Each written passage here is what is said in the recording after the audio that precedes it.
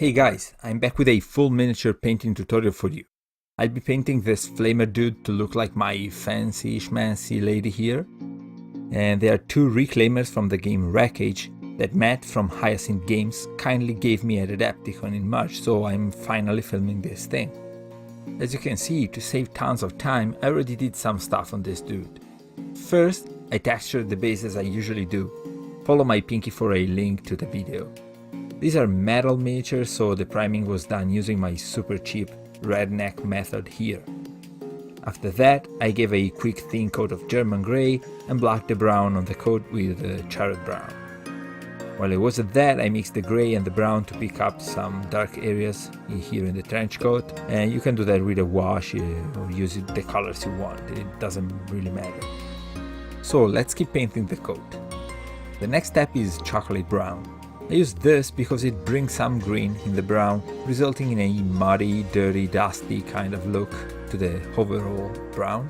The idea is a really old and worn out coat that the guy found somewhere, so remember this is a post-collapse game, so I want the looks of the minis to go with the spirit of the game. As usual, it doesn't show terribly well on cam, but the greenish component in the chocolate brown desaturates the reddish component in the base, resulting in a more desaturated color.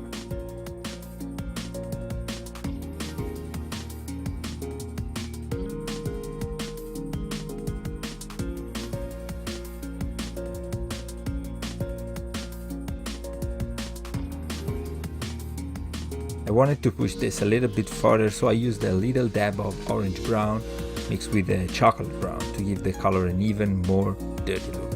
You want to glaze this, so use flow improver or thinner to dilute the color.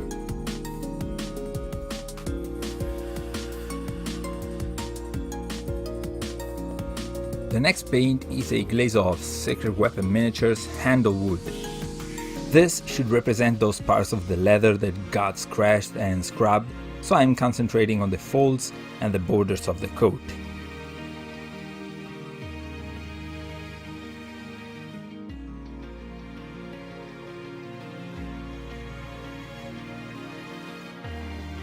At this point, I realized that my number 0 brush was dying, let's say, so I switched back to my El Cheapo detail brush to stay on the safe side.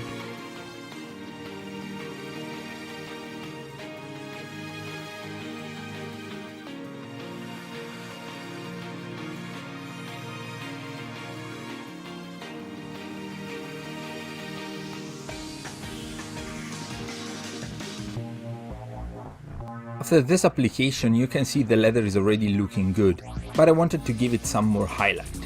I use Weathered Wood here to lighten up the previous color.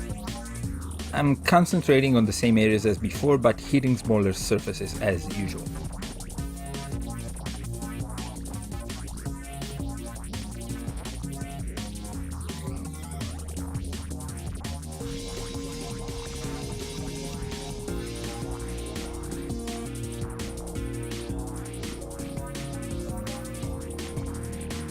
And that's all for the leather coat. Let's move on to the rest of the clothes. I decided to go for an unusual and dirty greyish color for the upper body. I used the Warcolours Warm Grey series straight away. You can see them on the palette already. I just applied subsequent layers until I obtained a good tone of dirty white. Remember, they are all living in a devastated wasteland, so I was not aiming for an out of the washing machine kind of white. But don't ask me why I chose white. I just didn't feel like using other colors. It looks good, I hope. I'm not gonna lie, I tried to come up with some cool color for the legs, but I settled on my classic denim, Gravedigger denim. It's a foolproof color. You just have to put a small highlight on it and it will look super realistic. I already had Weathered Wood on the palette, so I used that to highlight. At this point, I found a whole piece of coat that should have been painted brown, so I did that off cam. While I was painting leather again, I also quickly painted the hands, or better, the gloves. I didn't make them look as weathered as the coat to give some variation to the overall look of the miniature.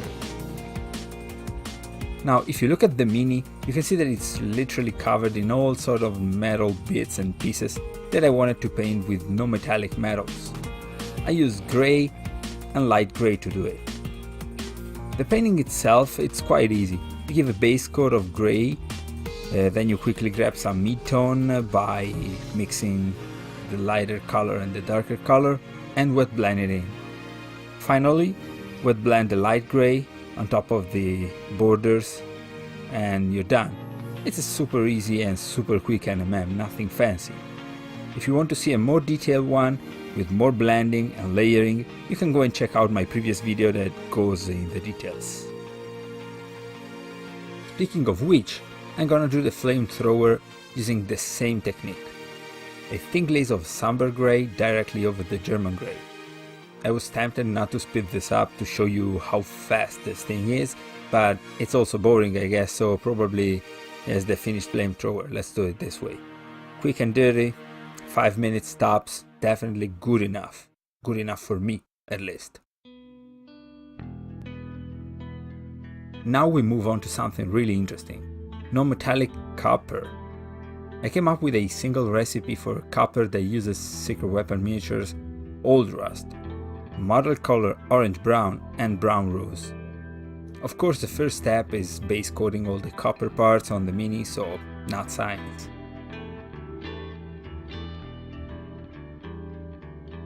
Next I move to the orange brown and glaze it on top of the copper areas. Copper looks dark red but also brown and orange. It's a very complicated color, especially for NMM. So as soon as you have the brown on, it starts looking like more copperish, right? Now it's brown rose turn. Make a super thin glaze and go on top of the copper, just highlighting. Adding some orange brown can also help with the harsh transitions.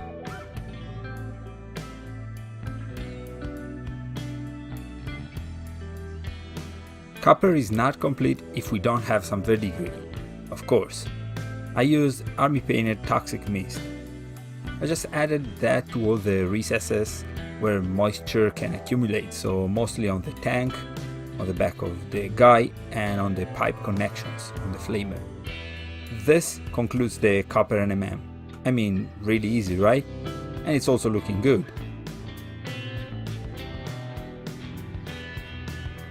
Now, there were a lot of small details on the Mini that I painted off cam.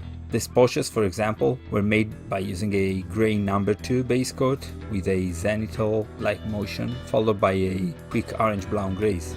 It took me a grand total of 40 seconds, probably.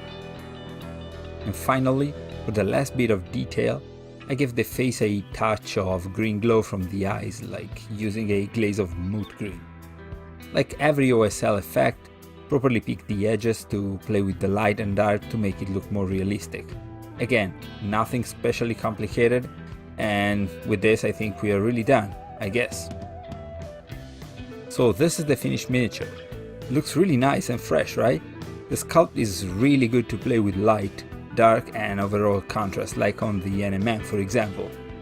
Here we have the green OSL on the face, and the coat looks properly weathered and still contrasts with the base, which is also brown. Base that, by the way, I painted off cam following my standard basing technique that you can check out here. The copper NMM is looking really fresh and weathered, so yeah, overall a couple of really cool figures from Wreckage.